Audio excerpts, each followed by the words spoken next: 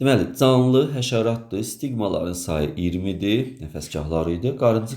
Qarıncıq buğumlarının sayı x-dir. Bizə x-i tapmağımızı deyir. Biz bilirik, məsəl üçün həşəratlar keçmişik may böcəyi misalında. May böcəyi misalında da öyrənək. May böcəyi misalında öyrənmişik.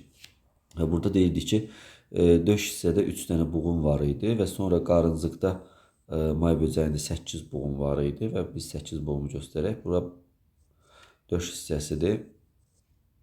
Bu qarıncıq nahiyəsidir.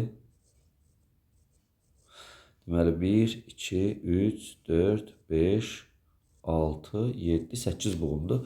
Və bizdə stigmaların sayını deyir. Hər buğumda 2 dənədir. Baxın diqqətlə. 1, 2, 1, 2, 1, 2. Bunları düzürük bura. Deməli, axırıncı buğumda yoxdur. Qarıncığın sonuncu buğumunda yoxdur. Döşündə birinci buğumunda yoxdur. Qanad birləşmir həm də ora.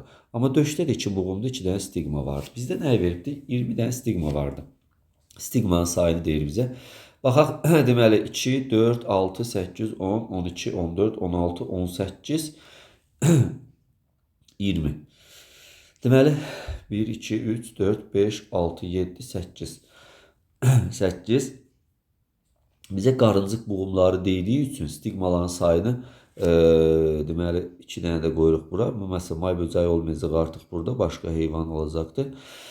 Və deməli biz burada nəyi müşahidə edirik? Stigmalara görə qarıncıq buğumların sayını müəyyənləşdiririk. Qarıncıq buğumların neçə dənə olacaqdır? Çünki burada sayırıq. Baxın, 2 dənəsi buradadır, ikisi buradadır, ikisi burada, ikisi burada, ikisi burada. Bu qaydada düzmüşük. Cəmi 20-yə tamamlamışıq. 1, 2, 3, 4, 5, 6, 7, 8, 9, 10. 10 dənə stigma oldu. 10 dənə buğum oldu və bu 20 dənə stigma eləyəcəkdir. Hamısı birlikdə. Qarıncıq buğumun sayı neçə dənə olacaqdır desə, qarıncıq buğumdan ayrıca sayırıq. Bax 1, 2, 3, 4, 5, 6, 7, 8, 9. 9 dənə olduğunu qeyd edirik. Düzgün cavab 9.